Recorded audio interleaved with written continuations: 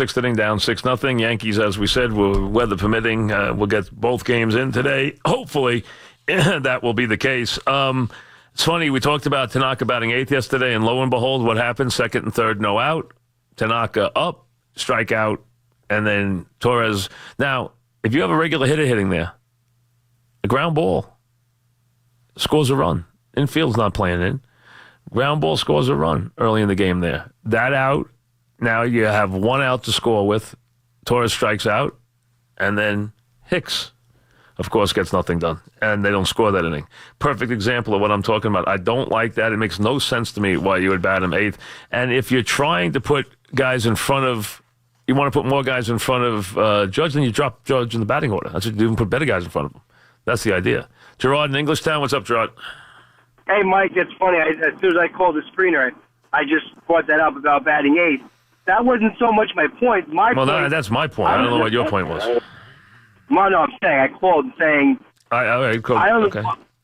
The other part is not that so much that inning, but I think it was the next inning. It was when Andujar was up. If Tanaka would have got up with the bases loaded, they would have had a pinch hit for him at 70 pitches. So that's another reason why. Well, I mean, listen, it doesn't make any sense to put him up. But what is their strategy? Well, their strategy is they're setting all the inning up for the guys in front of them, setting up the guys who are batting second. It's this whole thing. Everything revolves around the second place hitter. That's what in that situation. Everything does. It makes no sense to me. Put him up ninth. Why have him up before that? Put him up ninth. And if you want to have more guys in front of Judge, then drop Judge in the lineup. That's all. But they don't want to do that. So to me, it makes no sense because there was a perfect example. You had Tanaka up where you should have had a hitter up. Absolutely, it made zero sense. And I do not get Hicks leading off, especially against anybody, but especially against a left-handed pitcher, because his numbers against left-handers are just awful. He's not a leadoff hitter. I understand Gaudy's not in the lineup, but he's just not a leadoff hitter. I mean, he's not an everyday player. I mean, they like him. I understand that. That's their call. They like him. They think he's a better player than I do. I think he's a good fourth outfielder. He's a very good defensive player, but I don't like him offensively at all. He has been, at best, a weak everyday player as far as his offense goes. He has not done a good job in that area, and to me, it matters. You need to protect Sanchez, which they moved that part of it, but then you bat him leadoff, and you're not going to get anything productive out of that either. So I didn't like it from that standpoint. I know they don't want to put Torres up first yet. Let's see what they do. Well, they got the righty tonight anyway with Scherzer. That's a tough out all the way around. That's a night some righties might want a night off against Scherzer. That's how good he is. Bob in Manhattan, what's up, Bob? Mike, you kind of stole my thunder because all year I've been telling my friends they should have traded Hicks for a pitcher. I never thought he was that great. Yeah, but they're not going to get a lot for Hicks anyway. You're not going to get a good pitcher for Hicks. Well, I meant part of a package. But let me ask you this: what's going to happen now that they have this Clint Fraser? Can he play center field? Well, he played. He can't play center field with Hicks. He played center field in the minors recently. He had played it in high school. He played it recently. To me, he's not going to be an everyday player here. They're not going to do that. So he's up now. I think he's going to wind up being trade bait. There's no way to carry him and have five outfielders. You can't. They're not cut out for five outfielders. You have to get rid of Walker then. So to me, there's not a chance for him to play. I think Hicks will play some, but he shouldn't play every single day. And then they have to decide who plays center. Now, Gaudy can play center if he's in the lineup. Now, yesterday he wasn't in the lineup, but if he's in the lineup, he can play center. And then you can play Stanton and Judge on the corners. You can do that. I just wouldn't play Hicks as much as they're playing him. I think there's diminishing returns with his offense, which is very weak. Well, I agree with you, except for one question. If you had the future, would you keep Frazier or keep Hicks? I guess that's my question. Well, Frazier's going to bring you more than Hicks will. Frazier's I know a guy that, who, if they need to trade for a pitcher, and I don't know that Frazier has an everyday outfielder look anyway going forward. I don't know that he's going to be an everyday player. I don't think he's an everyday center fielder. I haven't seen him in center field enough to talk about that. Now, he's not going to be as good as Hicks. We know that. But he doesn't have to be as good as him. He's a much better hitter. He's got a very good bat. Now, again, he hasn't proven it on the major league level, but to me, he is a guy who's most likely going to be in a trade for a pitcher. I don't see him here as an everyday player. There's no room for him. Plus, there's really no room for him on the roster. I mean, if you're going to, you have to get rid of some guys. I mean, you can't carry that many everyday, you can't carry that many extra players. Not with the number of pitchers they carry. They have an extra bat here because you're in a National League park where you're going to pinch hit more, and that's why you have an extra bat. But that when they go back to the DH, they don't need that. Tom in Tom's River. What's up, Tom? Hey, Mike, how you doing? Good. I guess you guys both stole my thunder there. I mean, with Frazier, he was the biggest chip in the Miller trade, right? I mean, listen, he was I don't know if he's the biggest, but he was a chip, yes.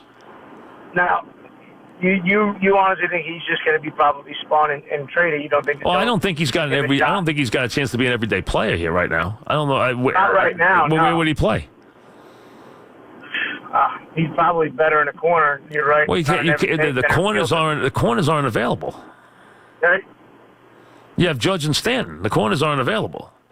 Do you think they'll eventually tire Hicks or what? No, I don't think Cash wants to get rid of Hicks. He likes him. I think he likes his defense. He likes him a lot better than I do. I think they like having Hicks on the team. I think, though, with Gardy, Hicks, and Stanton and Judge, that's a pretty good four-man rotation. You can live with that. I understand Frazier's got some pop in his bat, but I don't see him here as a regular. There's no room for him right now.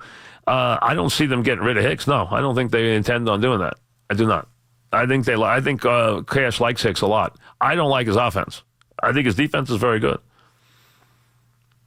Bobby and Nyack, what's up, Bobby? Hey, Mike, how you doing? Good. Before I touch on the pitcher batting 8, I was wondering if you were doing anything down at Shinnecock before the Open. Show-wise. Have nothing. We don't have the ability to do anything there where there's any. Golf's hard to do because what they do is they want to put you in the media center and you can't see anything. So it's very difficult to do golf. As far as getting anything done during the tournament, it's virtually impossible because the players are busy and you can't go near the players during the action, and they put you in the media center and you can't see anything. So it's not a great venue for that. Yeah, I hear you. Hope maybe you get Tiger on. That'd be cool. Oh yeah, sure. Yeah. As far as Little League till the major leagues, the worst hitter always batted ninth. Now I'm not sure what analytics these guys could be looking at. This is something that's been want to change that. Yeah, listen, it's been done before. I mean, the eighth thing is not new. It's been done, and it's not that big a deal, especially when the Yankees, in a league where the Yankees don't bat the pitcher, so it doesn't come up very much. You see it all the time in the National League. I don't like it, just like I don't believe your best hitter has to bat second. I don't think that's, to me, I understand what they're doing with this. I just don't think it makes that big a difference. I really don't. And I don't like elevating the pitcher spot. I really don't. Unless the pitcher can really hit. Stuart in Brooklyn, what's up, Stuart? Yeah, how you doing, Mike? What's happening? I was wondering if Gray and Herman continue to struggle, will Cashman take them out of the... Herman's only had 2 starts. Yeah, but would they bring up Sheffield? If he's ready to pitch, why not? But, I mean, he just came off the DL, and... I don't know that he's ready, and we don't know if you can thrust him into a pennant race in his first go round. What do they do if they have this problem? Well, listen, what they do is what every other team does. You go out and you weed out your pitches, and then you go out and you try the best you can to get some other pitches. Now, Montgomery will be back. It's going to take a while. You got CC. You got Tanaka. Obviously, you have one of the best guys in the league in Severino. He's the ace. And then you go from there. Herman's had 1 good start, 1 bad start. The ace start I thought was a bad start. I didn't think it was a good start. He threw 3 good innings, and he gave 5 runs in 1 inning. He wound up giving 6 runs over 5 innings. Wasn't a great start. We need to see more from him. I don't know if he's going to be a starter or not. On the Yankees, your 4th and 5th starters can be guys as long as they can give you 5 innings. and give you a reasonable performance, they can win games because of their bullpen and the amount of, runs they're going to score. So it's not like a team where you're going to have to, shut people out to win. That's obviously not the case. So from that standpoint, it works for them. Jack in Monroe. What's up, Jack? Hi, Mike. Welcome back. Thank you. What's up? Take my call. Fine. How come JR Smith gets even any playing time? This guy stinks. Well, listen, he's had a bad first 2 games. Yesterday, he made a cheap play. It was a dirty play when he pushed Horford in the back. That is a dangerous play. That's actually a more dangerous play than a lot of plays that you see, because when a guy is going up in the air, if you hit him there, you can actually cause a lot of damage. That's actually a real cheap play. It really was. JR's had a nightmare. Cleveland, for the most part, and you can include LeBron in game 1, Cleveland, for the most part, has played terribly. They've played no defense. They've been out-hustled. They've been out-fought in these games. Other than LeBron in game 2, they have been completely pushed around by guys like Smart and Horford. Celtics have done a terrific job, and they've out-hustled them. They've competed. They've played defense. They've done everything they had to do, but that will change when it goes back to Cleveland. I expect Cleveland to jump out and be very dominant in their 2 games. I think the series will be 2-2 after 4. I'll be surprised if it's not, and then we'll see what happens. Besides even that foul, 0 points. Yeah, he had a bad, but you know what? They need him. They need him because he's not afraid, and in some games, especially at home, shots will go down. There'll be a game where JR Smith hits his first shot, and then he'll launch 4 or 5 threes and make them. And in that game, he'll be a useful player. They need guys who can go to spots, can run to spots, can catch it and shoot it. Whether it's Korver, whether it's Smith, they need guys like that. They need Korver, Smith, Tristan Thompson, guys who have been through it. Those are the guys they need to lean on and love if they're going to get through the series. But actually, I don't want them to get through the series. I'm hoping they lose the series because I don't want to see them get blistered in the finals, and they are going to get killed in the finals. They're going to get swept by Golden State, or they'd be lucky to win 1 game. Golden State's infinitely better. And this team that is, could have been out against Indiana, should have been out against Indiana, and is now down 2-0 after, sweeping Toronto, which gave you nothing. I think Boston, I'd rather see Boston, which is a year away, which next year is going to have a terrific team once they get healthy. I'd rather see them go have the fun of going out there and at least trying, and going out there and at least being feisty, and going out there and at least competing, from first man to last man, and not having to have LeBron have to go out and get 45 to stay in the game, which is what's going to happen if Cleveland gets there. So, like I said it before the series started. I thought it'd be a very long series.